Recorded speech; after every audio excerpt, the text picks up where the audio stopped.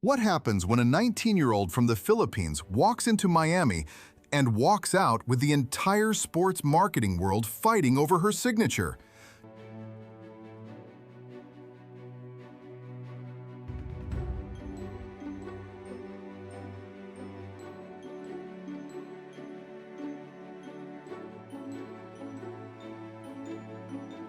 You don't just get headlines, you get leverage. You get billion-dollar corporations recalculating strategy in real time. You get national pride colliding with global ambition.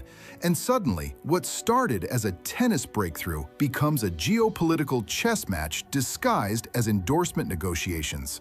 March 2025, Miami Open, Hard Rock Stadium. The heat is suffocating, the stage enormous, and across the net stands a three-time Grand Slam champion. On paper, it's supposed to be a learning experience for Eala, a respectable loss, a she'll-get-there-one-day moment. Instead, she dismantles the narrative. Straight sets, controlled aggression, zero hesitation. The tennis world pauses. Then she follows it up by beating Madison Keys. Now it's not momentum, it's legitimacy. By the end of the tournament, she becomes the first Filipino player in history to break into the WTA Top 100. That's the ranking milestone. But behind the scenes, something far bigger is unfolding. Back home, the Philippines doesn't just celebrate, it erupts. In a country where basketball and boxing dominate the sports conversation, tennis has always felt distant,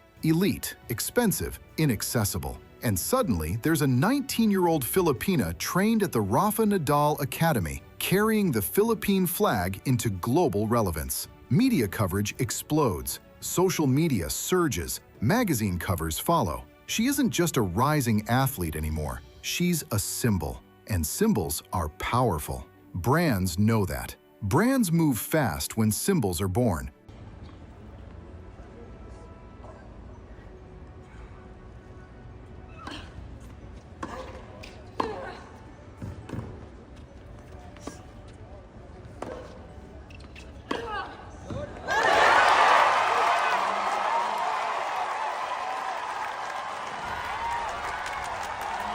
The calls begin almost immediately. Not small endorsement offers, not polite, let's talk next season conversations. Major corporations, American sportswear giants, Asian conglomerates, telecommunications powerhouses, financial institutions, beverage empires. Because Eala isn't just a tennis player now, she's access. Access to Southeast Asia, more than 600 million people, young, digital, aspirational, and historically under-targeted by elite tennis marketing. For decades, brands focused on Europe and North America. Now, they're staring at a teenager who could unlock an entire region. And here's where it gets interesting. The first aggressive moves don't come from the United States. They come from the Philippines. Local corporate giants double down. Campaigns position her not just as an athlete, but as a national treasure. Billboards rise, television spots replay her Miami victories. The message is unmistakable. She belongs to the country first.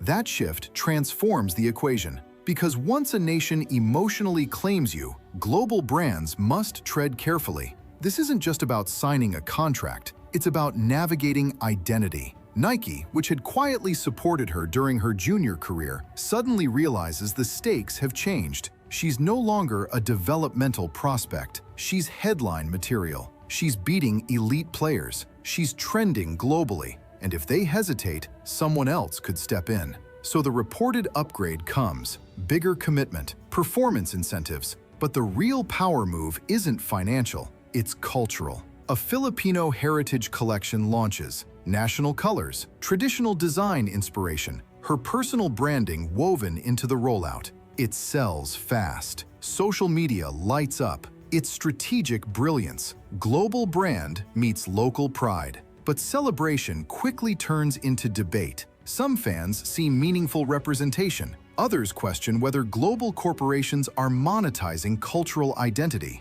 Is it homage or opportunism? At the same time, Filipino brands face their own quiet scrutiny. Is there subtle pressure for loyalty rooted in gratitude? The concept of utang na loob, debt of gratitude, becomes part of the conversation. Does she owe long-term allegiance to early supporters? Or is she entitled to chase the most powerful global platform available? These are not normal questions for a 19-year-old athlete, yet here we are. Meanwhile, rumors spiral out of control. Speculated contracts, inflated figures, wild claims about competing offers, most unverified, some outright false. But perception matters more than paperwork. Even imaginary numbers elevate her market aura. When speculation alone can move headlines, you've crossed into another tier of influence. She hasn't lifted a Grand Slam trophy, yet corporations are treating her like a future franchise. The obsession isn't random. Eala represents a new archetype of global athlete, multilingual, European-trained, Southeast Asian-rooted, comfortable in Manila and Miami. She doesn't feel confined to one market. She translates seamlessly across cultures. That versatility is rare. And in sports marketing, rare is expensive. She's not just sellable, she's scalable. Comparisons to Emma Raducanu are inevitable. Teenage breakthrough, corporate frenzy, massive expectations. But there's a cautionary undertone. When endorsement growth outpaces performance consistency, pressure multiplies. Every match becomes financial. Every loss becomes narrative ammunition. Eala's team appears measured, not rushing into oversized commitments too quickly. Because once you become a marketing asset at this level, your ranking is no longer just sporting data, it's business volatility. Beneath all of it lies a deeper tension. Asian brands emphasize heritage, cultural pride, regional representation. American giants emphasize global scalability, championship potential, universal icon status. One narrative centers identity, the other centers dominance. Both want her, but for different strategic reasons, and she refuses to choose one identity over the other. She proudly represents the Philippines while operating confidently on a global stage. She isn't local, she isn't Western, she's both. And that duality disrupts old marketing formulas. For decades, tennis sponsorship followed a predictable pattern. Western stars aligned with Western brands dominating Western markets. Federer, Nadal, Serena, Sharapova. Clean, logical, familiar. Eala complicates that structure. She proves that elite commercial power can emerge from outside traditional tennis strongholds. She proves that Southeast Asia isn't a side market. It's an opportunity waiting for activation. And here's the reality.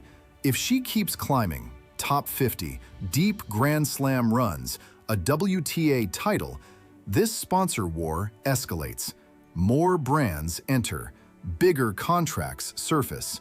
More pressure follows. Because success amplifies everything. The money, the scrutiny, the expectations. At 19, she's balancing national hope and corporate ambition simultaneously. Through all the noise, her message remains simple. She wants to inspire Filipino youth. She speaks in Tagalog. She visits schools. She carries the flag openly.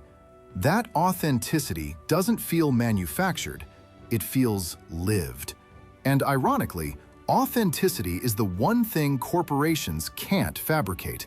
They can align with it, they can amplify it, but they can't create it. This isn't just a sponsorship story, it's a power shift, a preview of how emerging markets will influence the future of tennis economics.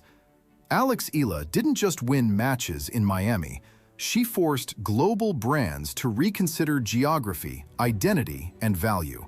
She became a case study in real time. The war for her signature isn't over. It's evolving. And the real prize isn't just a contract, it's control of the next global tennis narrative. And right now, everyone wants a piece of it.